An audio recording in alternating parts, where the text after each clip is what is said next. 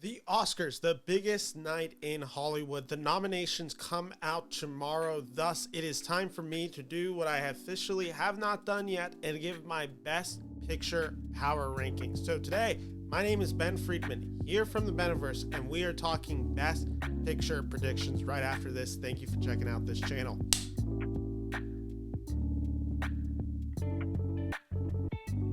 Hello. My name is Ben Friedman. I've been doing power rankings for quite a while. And, with the fact that the nominations are coming out tomorrow for the Academy Awards, I decided I needed to make sure I got my Best Picture nominations out there. I wanted to give my 10 power rankings for this.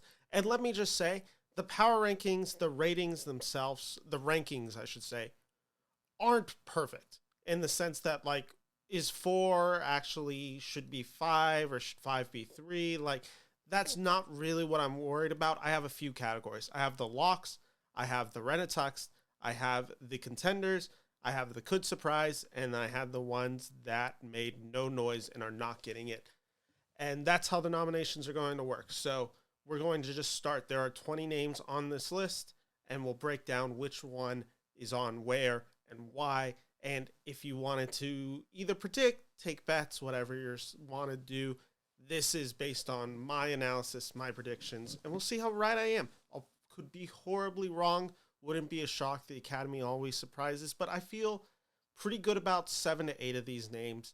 It's those final two spots that we might see our contention. We'll get into it. But anyway, let's just start with number 20. Number 20, this is in the category, these 19 and 20, they are in the category of no chance. And we'll start with 20, a movie that I think even going into award season really just wasn't seeming to get the buzz. It didn't get the buzz out of Toronto.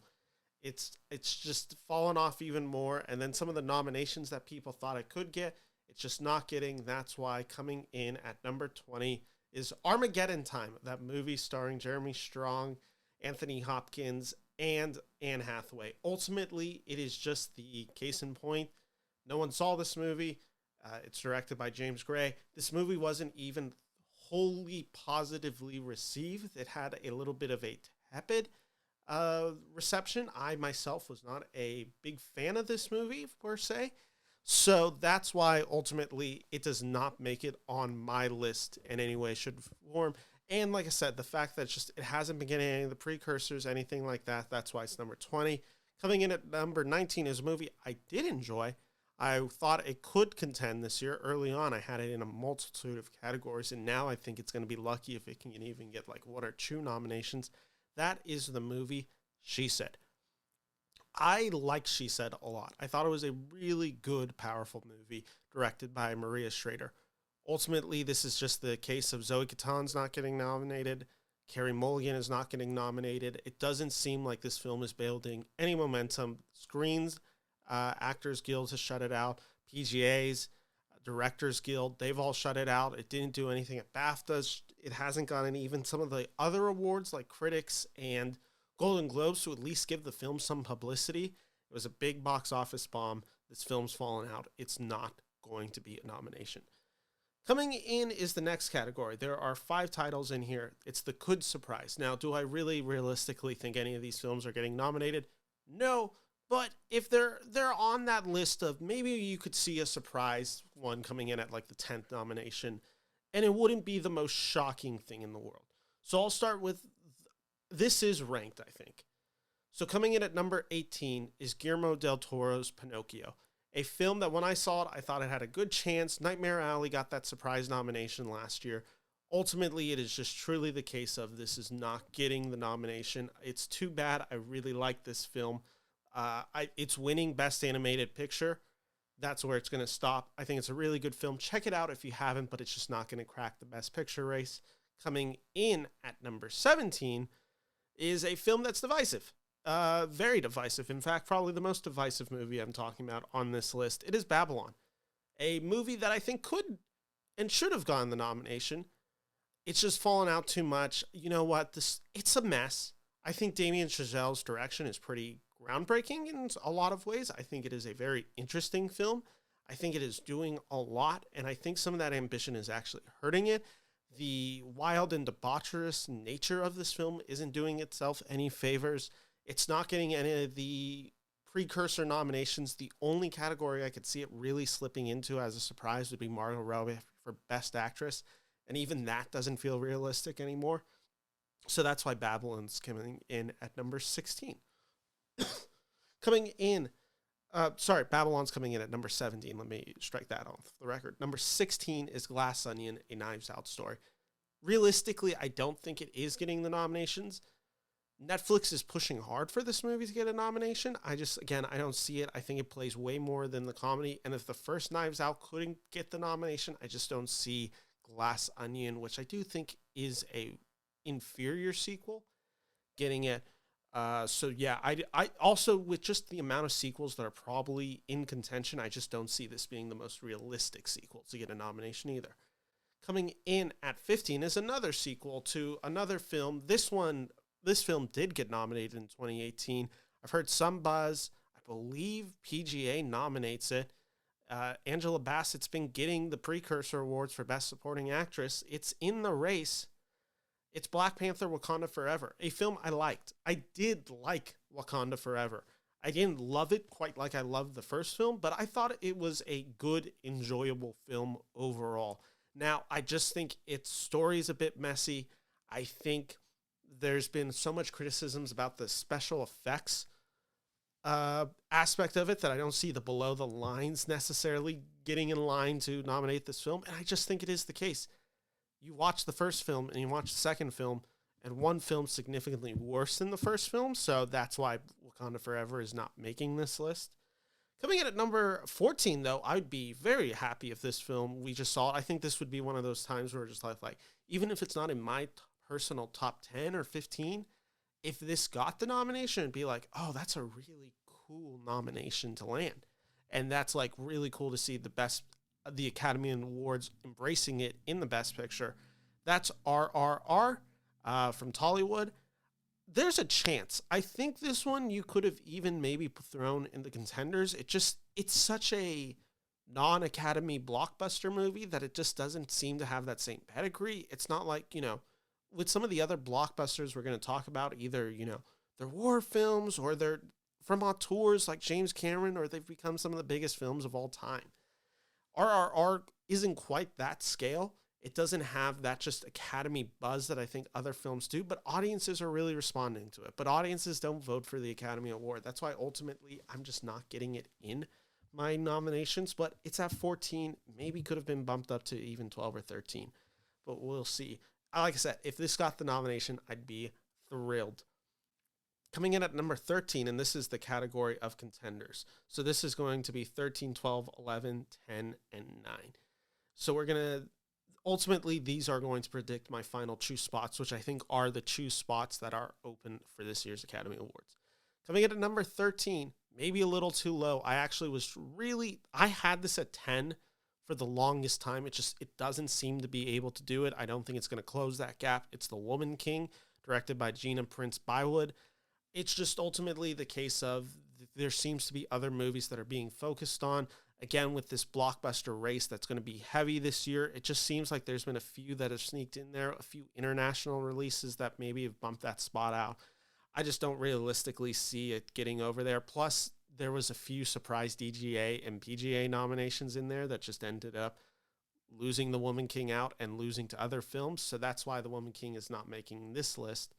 Coming in at number 12 is another of those international films I talked about. I know a lot of people had this at their number 10, and I know some still do. It seems like there's another international film that has kicked it out. That's why I'm putting Triangle of Sadness as my number 12. This is the Ruben Östlund dark comedy, satire, drama, thriller, a lot of genres, survival thrown into one. It's a mismatch of a movie that I liked, didn't love. There's some certainly great performances. I think their best bet is getting Dolly DeLeon an Academy Award nomination for Best Supporting Actress and getting the film to contend in Best International Feature. Ultimately, though, I just don't see this film being the one that could crack the top 10. There always is a surprise Best International Feature that makes it into the Best Picture race. I do have that. It will be later on. We'll get to that in a few spots. Coming in at number 11, I have the film. This is the hard one. This is who doesn't make the cut. And ultimately, like I said, 9 and 10 are vulnerable. So who makes it? And I was really trying to wrestle. I'm like, could this film get in? It ultimately went to these next three films. One of them I still haven't seen because I haven't gotten the opportunity to see it. It's not playing really anywhere. The other two are films that I did not like as much as other people liked. I didn't find either of these films to be particularly good in any way. In fact, I found both of them to be kind of emotionally manipulative, a little hollow, but with some good performances in there. And ultimately, I just had to go with the one that I thought had not only the better performances, but just had more going for it, even if I didn't like that film particularly much. And I can't admit that this number 11 is arguably a better film, but it's just not as flashy as the film as number 10 is. So maybe I've shown too much of my hand. Coming in at number 11 is After Sun. I did not particularly care for After Sun, as my review would indicate. I think there are some good performances in this. Could this be a last-second contender? It seems to be building some groundswell up. A24 is good at campaigning, but they're also putting all their eggs in another basket that we'll talk about later. I just don't see enough. I think it's too small of a film. I think it's too little too late. You could see this sneaking into like best actor for Paul Mescal, but again, realistically, I don't even know if that's possible. So that's my number 11, which brings my number 10. My number 10 is The Whale. I really hate that it's my number 10 for Best Picture Power Rankings because I did not like it. It's actually on my top 10 worst films of 2022 list, coming in at number 10. Ultimately, when you're trying to predict something, when you're doing power rankings, you have to put aside your own personal bias and look at everything else. And I looked at everything else and I said, this film got the key PGA nomination. I think it got the BAFTA. It's getting the best actor nomination, could even get the win. Hong Chow could get nominated. It's probably going to be in some of the screenplay categories. It's going to be in best makeup, so we'll have a few of the below the line categories. Ultimately, it's probably going to get enough support to get in number 10, and I hate it. I hate that it's on there. The only nominations that I would like to see this film get are Hong Chow and Brendan Fraser. Outside of that, I did not care for this film, but it's ultimately getting the number 10. Maybe speak it into the other issues. Why? It was because I'm like, okay, well, let's speak something into the existence that I would want to get nominated. And realistically, on this list of my 11, 12, 13, 14 After Sun, Triangle of Sadness, Woman King, RRR, Triangle of Sadness and RRR were my two favorite films of those four that I just mentioned. I kind of highlighted why I don't think RRR is realistic, and that's why I couldn't really manifest it. If I could manifest it, and I could vote RRR as my 10 in this, but ultimately it's just, I couldn't. So that's why The Whale's coming in at number 10. Coming in at number 9 is Women Talking. I'm going to just kind of fly by this film because I haven't seen it. I just think I think it's crazy to imagine that there will not be a film directed by a woman on this list. This is really the only film on this list that is primarily about a woman. Actually, that's a lie. There's another film on there that's very primarily about a woman that will be in this nomination pool. But that's why I can't talk anything else about Women Talking because I haven't seen the film. But I think it's probably safely solidified in these 10, even if it's maybe a little vulnerable in the 9th spot. Coming in is the next category, Rent a Tuxedo. So this is the ones where I'm like, you should feel pretty safe about getting this nomination. I'd be pretty surprised. I have 4, maybe could have had 3, and I'll explain why, because my number 5 maybe could have fallen in the first category. But let's just start with my number 8. This is the international feature that I talked about. That surprise international feature that could come out of nowhere and really just throw more than I think people were expecting of this film, where it's just like, this could actually do some damage in the nominations. It's going to get a lot of below the lines. Could it get Best Director? It could. It's going to get the international body in support of it. It's All Quiet on the Western Front. Really good movie. Check it out. Netflix, I'd assume, since it's distributed by Netflix, they should be campaigning for this. They should realize this is probably their best bet this year to get a Best Picture nomination and some good wins for them. I would assume they're campaigning this in Pinocchio the hardest. That's why I think All Quiet on the Western Front it's a pretty impressive achievement as well, and a war film, this genre that is safe for the Academy. I think it's coming in at number 8. It should get its tuxedo ready to go. Coming in at number 7, little nervous about this one. I think I have overrated it. I don't know if the director gets the nomination, even if I hope it does, but ultimately this film just crossed the $2 billion mark. It is an impressive achievement. It's going to get so many nominations that I don't think it's going to be ignored. Avatar: The Way of Water. It's Avatar. The first one did it. I think this film will get nominated and rewarded this year. Coming in at number 6 is another film that is highly respected. Another film that is a lock to probably win Best Actress, to probably get a nomination for its director. It seems like a safe bet. I know a lot of people have really responded to this film, and it's Tar, a film that I liked as well. So I just think Tar, for all the reasons we've talked about on this channel, it is a really impressive achievement. There's a lot of craft. It's going to rack up a good amount of nominations. It just makes sense that it will come in at this category. So Rent a Tuxedo, Tar. Coming in at number 5 is this, and this is where I could have had this one in the lock. It's just ultimately, it's just like, maybe this one feels slightly more far-fetched than the top 4, which, again, when I say far-fetched, I'm telling it to Rent a Tux. It's going to the awards. It's going to get nominated, but it's not as safe as a lock.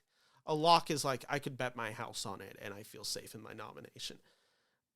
Coming in at number 5 is Top Gun Maverick. I love this film. You know how I feel about this film. I wish this film would win Best Picture. It's probably not most likely going to, but it will get the nomination. Tom Cruise will get nominated one way or another, or get both nominations, and that's why Top Gun Maverick is coming in at number 5.